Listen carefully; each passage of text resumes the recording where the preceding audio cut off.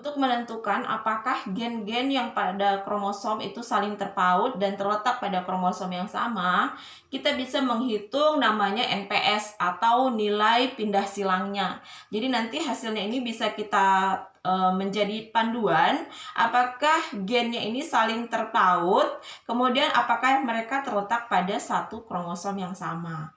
Nah, rumus dari NPS atau nilai pindah silang ini adalah jumlah rekombinan. Rekombinan itu rekombinasi. Misalnya kita ambil contoh ini ya, kita punya parental itu B besar V besar sama homozigot resesif.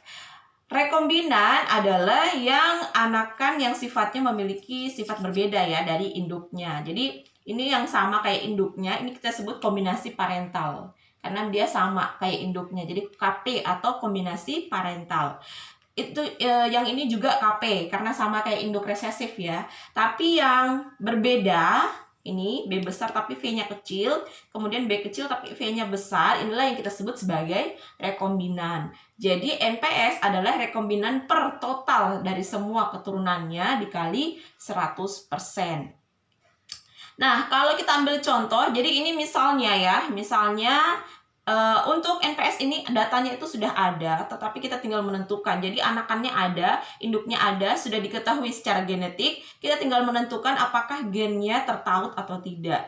Nah, jadi di sini misalkan kita sudah ketahui induknya itu memiliki gen seperti ini, dominan heterozigot. Kemudian induk yang satunya entah betina atau jantan.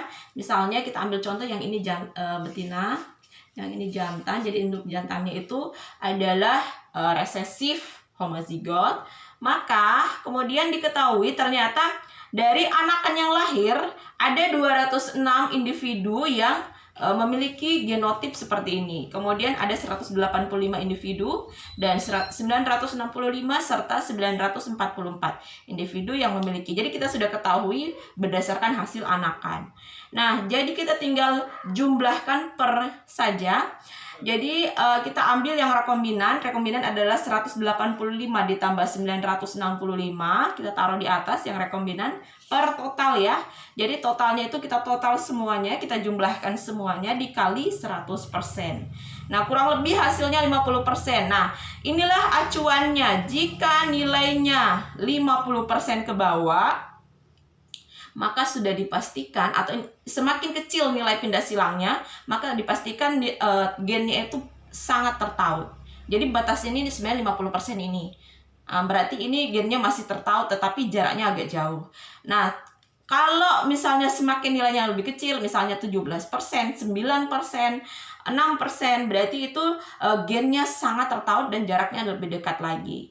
Tetapi jika nilai rekombinannya di atas dari 50%, semakin besar ya, entah itu 70, 80, maka kemungkinannya gennya ini tidak tertaut dan terletak pada kromosom yang berbeda.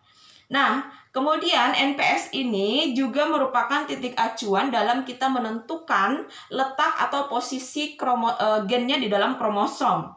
Nah, tadi misalkan itu nilainya 50% ya. Berarti jarak antara gen B dan gen V yang ini tadi, itu kita bisa tentukan bahwa itu adalah 50 satuan peta dalam kromosom ya. Jadi sama antara nilai pindah silang dan jarak gen. Jadi kalau kita petakan, misalnya ya, misalkan kita ketahui, jadi titik nolnya itu adalah sentromer. Titik nolnya dari sentromer, misalkan diketahui gen B ini posisinya dari sentromer adalah 12,5. Nah, jadi posisinya seperti ini. Berarti B di posisi 12,5 dari sentromer, karena sentromer adalah titik nol. 12,5 jaraknya itu B, berarti jarak V adalah dari B kita tambahkan 50. Jadi jaraknya adalah 62,5 dari sentromer. Ini adalah posisi gen B dan V di dalam kromosom.